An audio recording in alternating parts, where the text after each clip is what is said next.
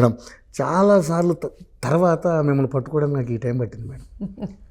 మరి ఏం చేయాలి ఆయన? అంటే యాక్చువల్గా ఏంటంటే నేను మీ దగ్గరికి 2 సార్లు వచ్చాను, 2 సార్లు తీసుకోలేకపోయాను. కారణం ఏంటంటే నేను రసూల్పురం వచ్చాను. అక్కడ కూడా నాకు రసూల్పురం కాదు, అది ఓల్డ్ సిటీ దగ్గర సంతోష్ నగర్ ఏదో ఊరు, అక్కడికి వచ్చాను. అక్కడ మీరు చాలా రద్దీగా ఉన్నారు, అక్కడ కూడా కుదరలేదు నాకు. సో నేను మొత్తానికైతే ఇప్పుడు పట్టుకోగలిగాను.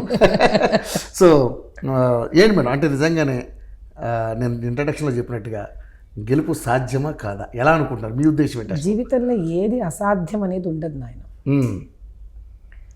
ఇప్పుడు అధర్మంగా 40 ఏళ్లుగా వాళ్ళు సాధించుకోగలిగినది ధర్మబద్ధంగా ప్రజల మధ్యలోకి వాళ్ళ సమస్యలను, వాళ్ళ ఇబ్బందులను తెలుసుకొని వాటికి ఒక పరిష్కారం ఇవ్వాలని నేను పడ్డ తపనకి నాకు చాలా నమ్మకం ఉంది. అట్లా ప్రజల ఆశీర్వచనము, శ్రేయోభిలాషులు, భగవంతుడు, పార్టీ పెద్దలు అందరూ పాపం నేను చేసిన కృషికి వాళ్ళ ఏదైతే వాళ్ళు చేయగలరో చేశారు.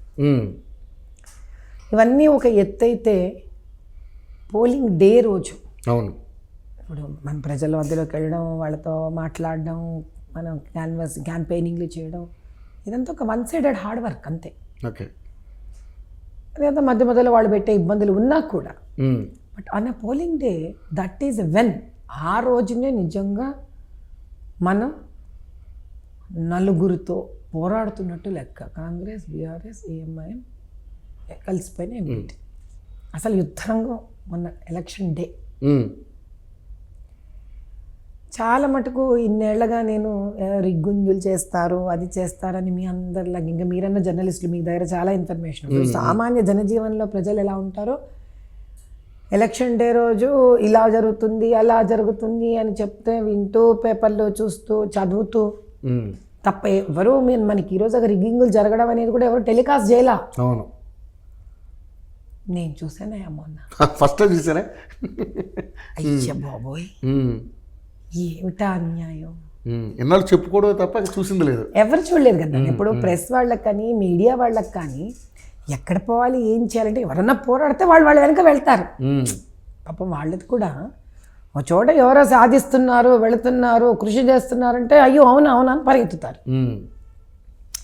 ఎవరు ఏం చెప్పతే వాళ్ళకి మాత్రం ఇన్ఫర్మేషన్ ఎక్కడి నుంచి వస్తుంది? ఉన్నా వచ్చిన వాళ్ళు ఏదో వాళ్ళు కూడా వాళ్ళ జీవితాలు ముఖ్యం కదా ఎవరికి. కానీ సరదా వండింది అస్సలు అన్యాయాన్ని నగ్నంగా చూసానయ్యా. అన్యాయం, అంత అన్యాయమా, కుంభక్క అయిపోవడం అంటే, ప్రజలను మోసం చేయడం అంటే ఏమిటో. అందుకే నిర్ణయించుకున్నాను, చావో బతుకో. ఈరోజు ఈ యుద్ధంలో నిజంగా ఆ రోజు నాకు కనిపించింది, నా కంటి ముందు ఝాన్సీ లక్ష్మీబాయి ఆ బిడ్డ బతుకుతుందా, ఆ బిడ్డ చనిపోతుందా అని కూడా ఆలోచించుకోకుండా ఆవిడ దేశం కోసం త్యాగం చేసింది. నిజంగా ఒక్క నిమిషానికి అనుకున్నా నేను ఝాన్సీ లక్ష్మీబాయి అని గొప్పగా అనట్లా. అలాంటి ఎంతోమంది స్త్రీమూర్తులు కూడా ఈ దేశం కోసము బిడ్డలను సైతం ఆలోచించుకోకుండా పాపం త్యాగం చేస్తే, ఇది నవీన యుగమే కదా నాయన.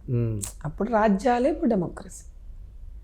అందుకే మొన్నటి రోజు నేను నిర్ణయించుకుని, ఏమవుతుంది ఏం చేసినా సరే, చంపినా కొట్టినా, నేను ఈరోజు ప్రజల కోసం సూర్యుడు అస్తమించిన తర్వాత కూడా ఎంతైతే అంత పోరాడతా అనుకున్నాను.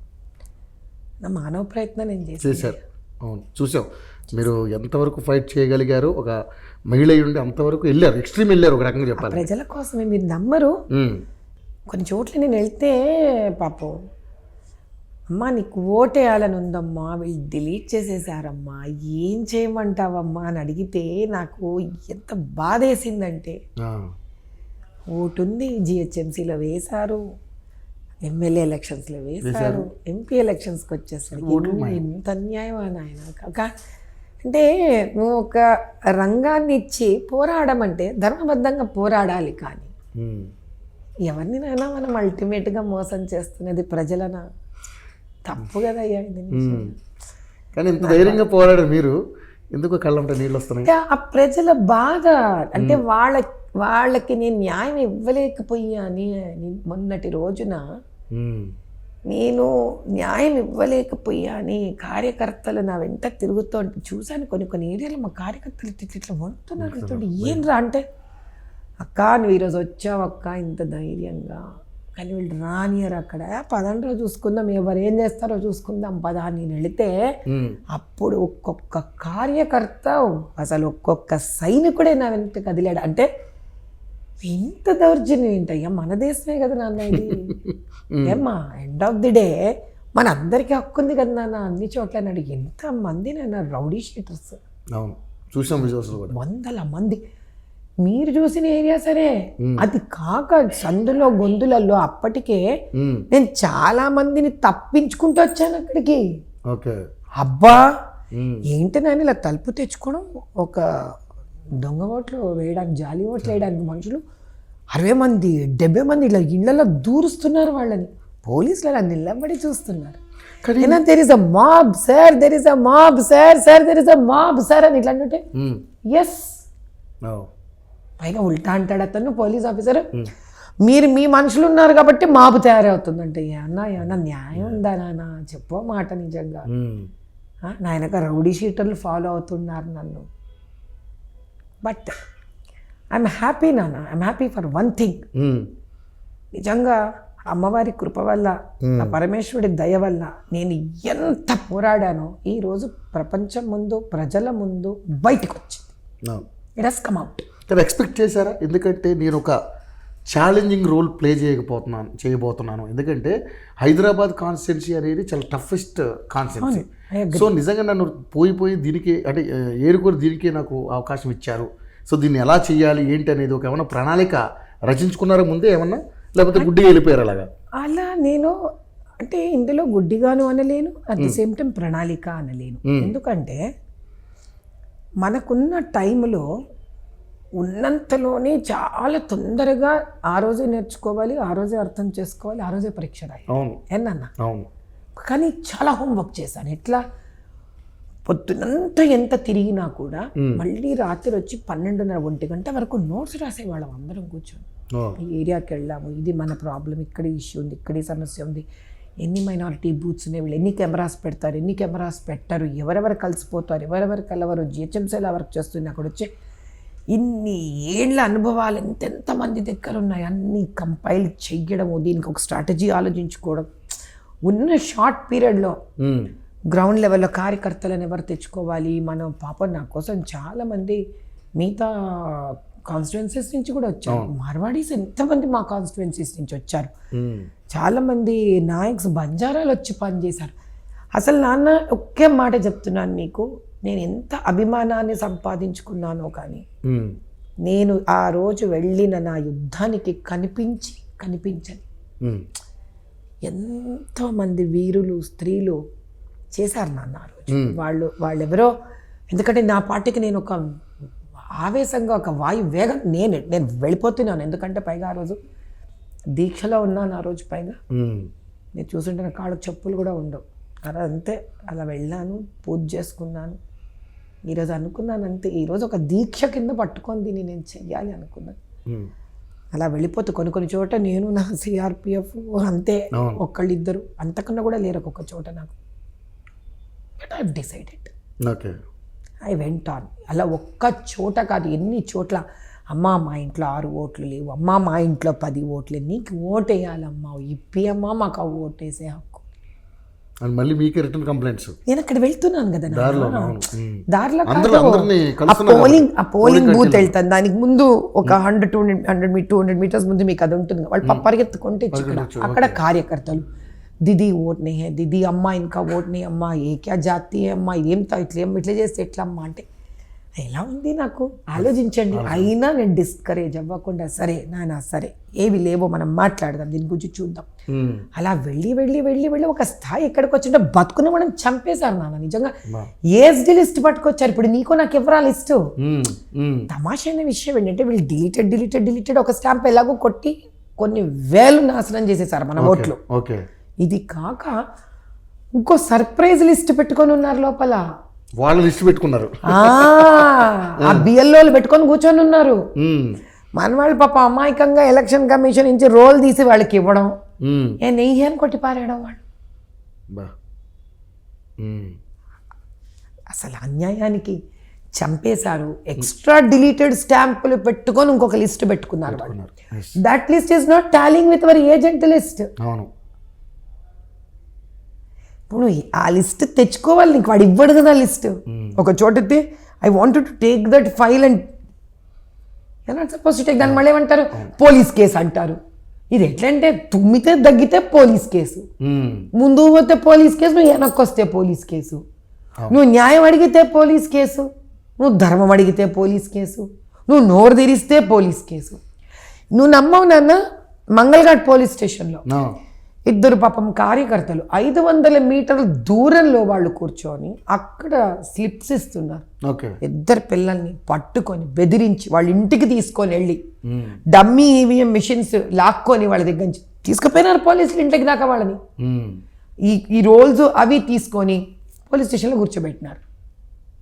నేను తిరుగుతుంటే నాకు ఇన్ఫర్మేషన్ వచ్చింది, అమ్మ మన కార్యకర్తలు ఇద్దరిని కూడా 500 మీటర్స్ దూరంలో కూర్చొని ఉంటే చేశారు, పట్టుకున్నారు.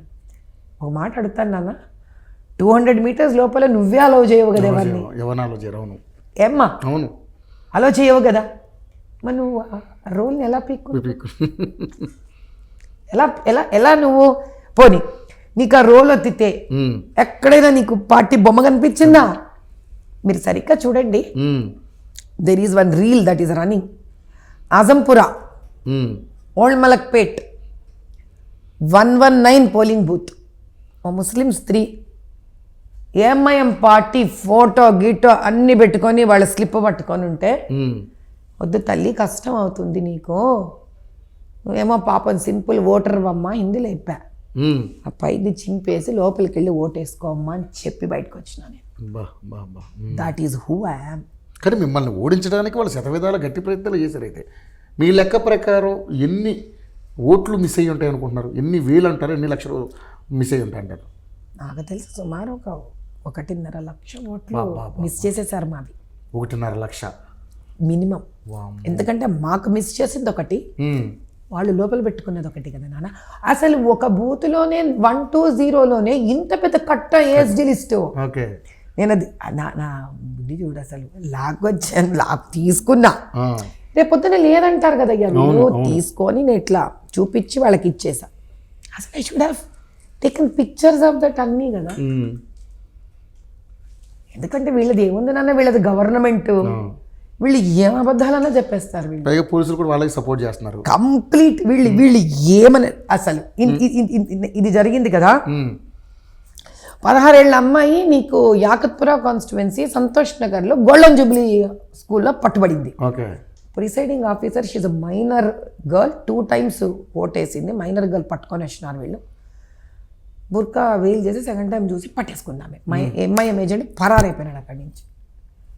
తీసుకెళ్ళి పోలీస్ స్టేషన్లో సంతోష్ నగర్ కాలనీ సిఐ అయితే ఎంత దారుణం నాన్న వ్యక్తి మాత్రం, బాబోయ్ ఎంత వాళ్ళతో రాజీ పడి లొంగిపోయినాడు ఆ సిఐ నాకు తెలియదు. కానీ ఉమ్, వెంటనే మాకు ఇన్ఫర్మేషన్ రాగానే మేము వెళ్ళిపోతే ఉమ్, పోలీస్ స్టేషన్కి వెళ్ళగానే ఇంటికి పంపించేసినాడంట అమ్మ నాన్నతో ఇచ్చి.